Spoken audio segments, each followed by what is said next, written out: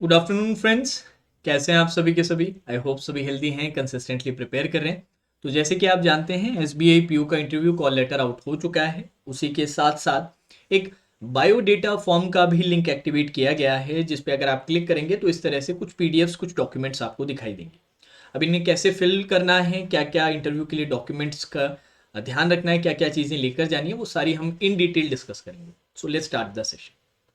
अब जैसे ही आप पेज नंबर 1 पे आएंगे तो आपको क्लियरली मेंशन्ड है recruitment of probationary officers in State Bank of India. Interview date भरेंगे आप, जो सेंटर आपका दिया है इंटरव्यू कॉल लेटर में, ये सारी डिटेल्स रहेंगी। Panel number, roll number, registration number, name, category, Aadhaar number, सारी डिटेल्स आपको मिल जाएंगी। देन इसके बाद जो फॉर ऑफिस यूज ओनली दिया है ये आपको नहीं फिल करना है, ठीक है जी, इसे खाली छोड़ दीजिएगा।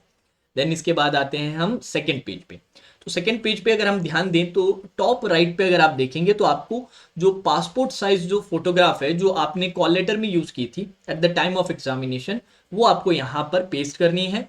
और इसके अक्रॉस अच्छे से पढ़िएगा, and sign across it in full with date. Date के साथ आपको साइन करके अक्रॉस साइन करना है, मतलब आधा फोटो पे आए और आधा किस पे आए, आपका बाहर की ओर दिखे आपको, ठीक है। विद डेट, डेट भी आपको लिखनी है। अब सेंटर फॉर इंटरव्यू आपको मेंशन होगा, डेट, रोल नंबर वगैरह ये सब आप मेंशन कर देंगे। देन इंपॉर्टेंट चीज आ रही है choice of language for interview. जैसे मैंने आपको पहले भी बताया था, आपको चॉइस दी जाती है कि आप हिंदी में इंटरव्यू देना चाहते हैं या फिर इंग्लिश में। तो जो भी आपकी प्रिफर्ड लैंग्वेज है उस पर आपको टिक करना है। Name in full in block letters as per degree certificate. जो आपकी सर्टिफिकेट है डिग्री की, अभी आपके पास ओरिजिनल नहीं है, प्रोविजनल सर्टिफिकेट ही है तो भी चलेगा। प्रोविजनल पे जो भी नाम रहेगा वो पूरा नाम आप लिखेंगे। मैरिटल स्टेटस, मैरिड या अनमैरिड। डेट ऑफ बर्थ आप लिखेंगे, और date of birth as per जो भी आपके एज के आइडेंटिफिकेशन के लिए, एज प्रूफ के लिए जो भी सर्टिफिकेट आप यूज कर रहे हैं, चाहे हाई स्कूल सर्टिफिकेट, चाहे पासपोर्ट या कुछ अदर जिसमें डेट ऑफ बर्थ मेंशन रहता है, उसके अकॉर्डिंग आप यहां पर पूरी डिटेल डालेंगे, ठीक है। Date, month and year. Place of birth लिखेंगे, डिस्ट्रिक्ट एंड स्टेट जिससे आप बिलोंग करते हैं, नेशनैलिटी लिखेंगे, रिलीजन लिखेंगे, फादर या हस्बैंड, अगर मैरिड नहीं है तो फादर्स नेम और उनके ऑक्यूपेशन को मेंशन करेंगे, मदर्स नेम और उनके ऑक्यूपेशन को आप मेंशन करेंगे, ठीक है जी। अब इसके साथ साथ ये फादर्स एंड हस्बैंड नेम है जिसका लिख रहे हैं उस पर आप टिक कर देंगे तो बेस्ट रहेगा, ठीक है। देन नेशनैलिटी आपके पिता की फादर की, नेशनैलिटी आपकी, सॉरी नेशनैलिटी आपकी, आपके फादर का नेम, मदर का नेम। हस्बैंड या वाइफ नहीं है तो इसको आप ब्लैंक छोड़ सकते हैं, क्रॉस भी लगा सकते हैं, ठीक है। प्लेस बर्थ इसको आप खाली छोड़ सकते हैं। कैटेगरी आप टिक कर दीजिएगा जिस कैटेगरी से बिलोंग करते हैं। देन जो भी SC ST का जो भी रहता है वो सारा मेंशन करना है। फिजिकली चैलेंज के लिए ये कुछ इंफॉर्मेशन हैं, इन्हें आप फिल कर लेंगे। अब यहाँ पर if you are a repatriate migrant और डिस्प्लेस पर्सन गिव पर्टिकुलर्स, तो इसमें जनरली आपको खाली छोड़ना है अगर आप नहीं है तो। एक्स सर्विसमैन के लिए यहाँ पर आपको डेट भरनी पड़ेगी। आपकी मदर टंग क्या है ये मेंशन करनी पड़ेगी।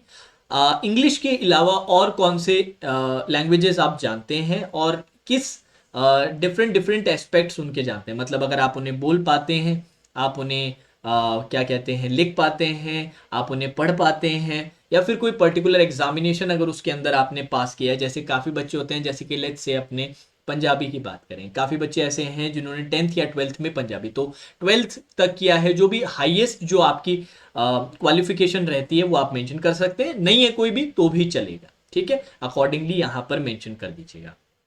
देन आपकी आती है details of educational qualification. Important point mentioned है, the aggregate marks of all subjects whether optional, pass course और honours course should be shown in total marks and marks obtained column. Please include copies of relevant certificates and marksheets. तो ये अपने जो portion है कि copies वगैरह भरनी है वो अपने एंड में बात कर लेंगे। अभी के लिए इसमें क्या क्या भरना है, आपको अपने मार्क्स भरने हैं। और मार्क्स के अंदर काफी बच्चे ऐसे होते हैं जिनके कोर्स स्ट्रक्चर ऐसा होता है जिसमें ऑनर्स एंड ऑप्शनल करके रहता है, तो इन्होंने बोला है ऑप्शनल को भी इंक्लूड करना है एग्रीगेट में। तो यहां पर आप सभी अपने जो जो मार्क्स हैं और जो महीने या ईयर है पासिंग के वो मेंशन करेंगे। पोस्ट ग्रेजुएट हैं तो पोस्ट ग्रेजुएट के लिए भी जगह दी है, अगर पोस्ट ग्रेजुएट नहीं है तो इसको आप खाली छोड़ दीजिएगा। देन आता है एक्सपीरियंस डिटेल्स। करंटली अगर आप वर्किंग है तो उसका आप name and address of the employer, आपकी जो पोजीशन, जो नेचर ऑफ ड्यूटीज है वो मेंशन करेंगे, कब से स्टार्ट किया है अभी तक चल रहा है तो कंटिन्यू के यहां तक दे दीजिएगा। ईयर एंड मंथ्स आप यहां पर मेंशन करेंगे। Particulars of any special qualification या ट्रेनिंग इन बैंकिंग अगर आपने की है तो यहां पर मेंशन करेंगे, नहीं है तो खाली छोड़ दीजिएगा। particular of sports and other extracurricular curricular activities in which you have participated, credits and distinctions obtained, तो यहां पर आप वो मेंशन करेंगे। कोई स्कूल या कॉलेज लेवल पे आपने एक्स्ट्रा करिकुलर किया है तो वो मेंशन कीजिएगा। और मैं हाईली रिकमेंड करूंगा आप यहां पे वही मेंशन कीजिएगा जिसकी साथ में सपोर्टिंग आपके पास डॉक्यूमेंट भी हो, क्योंकि वो भी आपको साथ में देनी पड़ती है। अब हॉबीज एंड अदर इंटरेस्ट में यहां पर थोड़ा अच्छे से लिखिएगा। जनरली 2 हॉबीज तो होनी चाहिए, वो 2 हॉबीज आप यहां पर मेंशन कर सकते हैं, क्योंकि उससे सीधा सीधा सवाल आप लोगों से पूछा जाएगा। अब ये जो बायोडेटा फॉर्म है इसके थ्रू ही जनरली जो आपका जो पैनल रहता है, इंटरव्यू पैनल, वो सवाल पूछता है। प्रेजेंट एड्रेस आपको फुल में लिखना है, परमानेंट एड्रेस आप यहां पे लिख सकते हैं, और इसके लिए ज्यादा परेशान मत होइएगा, ठीक है। जो भी आपके पास सपोर्टिंग डॉक्यूमेंट्स है ना उनके अकॉर्डिंग आप लिख सकते हैं, ठीक है। Particulars of places where you have resided for more than 1 year during last 5 years, आखिरी 5 साल में उन जगहों का मेंशन करना है जहां पर आप 1 साल से ज्यादा रह चुके हैं। अब मान लीजिए कुछ जगह ऐसी थी जिसमें सर आप 2-3 महीने ही रहे थे सर, हम इससे ज्यादा नहीं, तो उनको मेंशन करने की जरूरत नहीं है। 1 साल से ज्यादा लास्ट 5 ईयर्स के आप यहां पर मेंशन कर सकते हैं। Then particulars of any prosecution, detention, fine, conviction, sentence against you awarded by any court of law, कोई भी आपका ऑफेंस रहा है वो आपको यहां पर मेंशन करना है। Particulars of cases pending against you any court, ऐसा कोई है जो आपका केस अभी पेंडिंग है, वो आपको यहां पर मेंशन करना है, ठीक है। For non payment of any loan from bank slash financial, particularly ये बताया कि नॉन पेमेंट लोन का किसी बैंक या फाइनेंशियल इंस्टीट्यूशन से किया और उसका केस पेंडिंग है तो वो यहां मेंशन करना है। Particulars of disqualification, debarment by any service commission, examining body at their selection और एग्जामिनेशन, ऐसा कुछ रहा हो तो वो मेंशन करना है। जनरली ये कॉलम्स खाली रहते हैं, तो बहुत रेयरली कुछ बच्चों के ये इशू रहता है। Particulars of any case of disciplinary action instituted slash pending against you by your present और प्रीवियस एम्प्लॉयर, ऐसा है कि आप किसी कंपनी में उसके वहां पर कोई ना कोई डिसिप्लिनरी एक्शन हुआ हो या पेंडिंग हो, वो आपको मेंशन करना पड़ेगा। Then particulars of character certificate include, ये बहुत इंपॉर्टेंट है, तो ये मैं आपको बता देता हूं।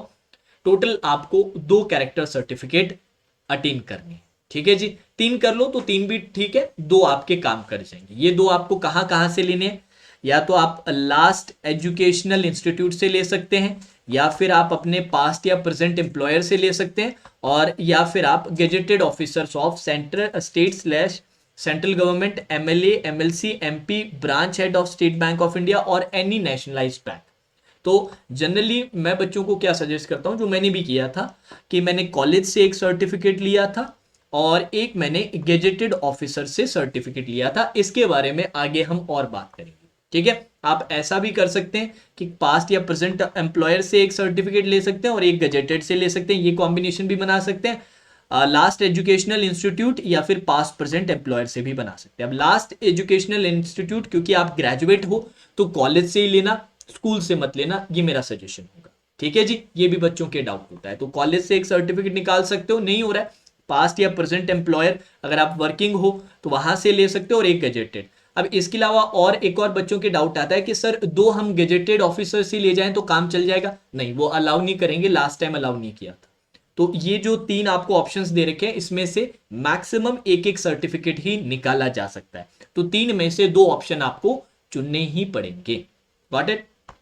चलिए, अब इसके अलावा names, occupations and addresses of 2 respectable referees. तो रेफरीज का आपको पता है वो लोग जो जिनसे आपका ब्लड रिलेशन नहीं होता, बट जनरली आपके जानकार हैं, जो आपको पिछले कुछ समय से जानते हैं, तो उनका नेम एड्रेस, तो इनसे आपके थोड़ा सा वेरिफिकेशन किया जाता है कि कब से जानते हैं, कैसे लोग हैं, मतलब आपके कैरेक्टर के बारे में जानना चाहेंगे। तो उसके लिए 2 मैंने जो दिए थे वो मेरे नेबर्स थे, तो नेबर्स के आप दे सकते हैं, ठीक है जी। Additional if used to be the blank, ठीक है ठीक है ठीक है। यहाँ पर पूरा हुआ। I certified that the particular furnished above are true complete. Okay okay okay, in case are found to be false my, ठीक है, candidate will be stand cancelled. Okay okay okay, स्थान place, place date, sign signature of the candidate, signature आप यहाँ पर कर देंगे। Left thumb impression नहीं, left thumb impression का आप इसको अभी इसको आप शायद खाली छोड़ दीजिए, अभी इसकी जरूरत नहीं। सिग्नेचर ऑफ द कैंडिडेट जरूर चल जाएगा, साइन आप डेट जरूर डाल दीजिएगा, ठीक है। अब ये पार्ट बड़ा इंपॉर्टेंट रहता है, आइडेंटिटी सर्टिफिकेट। अब काफी बच्चों की ये डाउट है कि सर यही क्या कैरेक्टर सर्टिफिकेट है? बिल्कुल एग्जैक्टली ये आपका कैरेक्टर सर्टिफिकेट का स्ट्रक्चर है। 1 मिनट के लिए देखिएगा। To be issued by a gazetted officer of state, central और branch head of State Bank of India और एनी नेशनलाइज्ड बैंक। तो जब आप गजेटेड ऑफिसर से आप कैरेक्टर सर्टिफिकेट लेंगे तो ये आप फॉर्मेट यूज करेंगे, यहां से इसका आप प्रिंट आउट निकाल के लेके जाइएगा और ये सारी डिटेल्स आपको फिल करवानी पड़ेगी। उनका सिग्नेचर, नेम, डेजिग्नेशन, एड्रेस और एक सील जो लगती है वो, प्लेस एंड डेट, और ये बाकी डिटेल्स। ये डिटेल्स तो आप भी भर सकते हैं। ये सारी चीजें आपको उनसे सिग्नेचर, नेम, डेजिग्नेशन, एड्रेस वहां से करवानी पड़ेगी।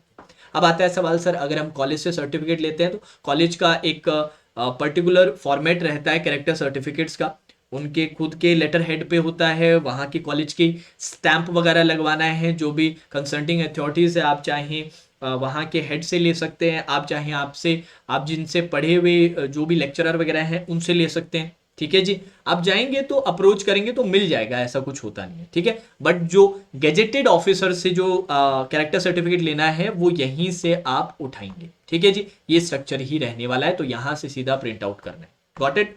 चलिए लेट्स मूव ऑन, आगे बढ़ते हैं। अच्छा, ओबीसी का सर्टिफिकेट के बारे में मैं बता देता हूँ। ओबीसी का जो सर्टिफिकेट है वो सेंट्रल फॉर्मेट में लिखे जाना है, ठीक है। ये सेंट्रल फॉर्मेट आपको दे रखा है, ये आपको फिल करना है, ये तो फिल करना ही है। सेंट्रल फॉर्मेट आपको ऑलरेडी पता है क्या रहता है, जितने भी ओबीसी कैंडिडेट्स हैं उन सबको आइडिया है। ईडब्ल्यूएस कैंडिडेट्स का भी मैं बता देता हूँ। EWS candidates are required to produce, चलो इसको पूरा डिटेल में पढ़ लेते हैं अब एक बार, 1 minute. Important instructions, 10th standard और equivalent certificate indicating date of birth, 10th का जो पासिंग सर्टिफिकेट है वो आपका डेट ऑफ बर्थ का होगा और मार्कशीट या किसी से भी पता चल जाता है, ठीक है जी। Date of birth is not available in issued by considering school leaving certificate indicating will be consider. अगर ऐसा होता है कि सर हमारी जो मार्कशीट है 10th की या जो पासिंग सर्टिफिकेट है उसमें डेट ऑफ बर्थ मेंशन नहीं है, तो जो स्कूल लिविंग सर्टिफिकेट होता है ना वहां पे डेट ऑफ बर्थ अगर मेंशन है तो वो भी कंसिडर कर लेंगे, ठीक है। जैसे कि इन्होंने बताया, जैसे कि तमिलनाडु और केरला स्टेट में होता है। Graduation degree certificate along with the marksheets pertaining to all the academic years as proof of educational qualification claimed. अब याद रखिएगा, ओरिजिनल में आपको ग्रेजुएशन डिग्री लेनी है, फाइनल ओरिजिनल डिग्री नहीं है, अभी प्रोविजनल है तो प्रोविजनल लेके जानी है, मार्कशीट लेके जानी है। एक जो फाइनल मार्कशीट रहती है सिर्फ वो नहीं, आपको सेमेस्टर वाइज मार्कशीट भी ओरिजिनल में जरूर लेके जानी है। अब देखो मेंशन्ड है, in the absence of graduation degree certificate provisional certificate along with the marksheets pertaining to all academic years will be accepted। वो एक्सेप्ट कर ली जाएगी, बट ये मत भूलिएगा सेमेस्टर वाइज अपने को मार्कशीट लेके जानी है along with the, अगर ग्रेजुएशन डिग्री है तो ग्रेट ओरिजिनल वाली, नहीं है अभी तक प्रोवाइड की क्योंकि कई कॉलेजेस टाइम लेते हैं, तो प्रोविजनल सर्टिफिकेट भी वर्क कर जाएगा। 2 character certificate as given in paragraph biodata form, ये मैंने आपको बता ही दिया था 2 सर्टिफिकेट्स का। Caste certificate on central government format, अब ये ध्यान रखिएगा जो फॉर्मेट रहेगा सेंट्रल फॉर्मेट रहेगा, चाहे वो SC ST या फिर OBC के लिए रहे, तो इस बात का ध्यान रखिएगा, स्टेट फॉर्मेट नहीं सेंट्रल फॉर्मेट में। OBC certificate with non creamy layer clauses should be issued on और आफ्टर 1/4/2021। अब ये जो आपका OBC का जो सर्टिफिकेट है ना वो आपका 1/4/2021 मतलब 1 अप्रैल 2021 के बाद का इशूड होना चाहिए।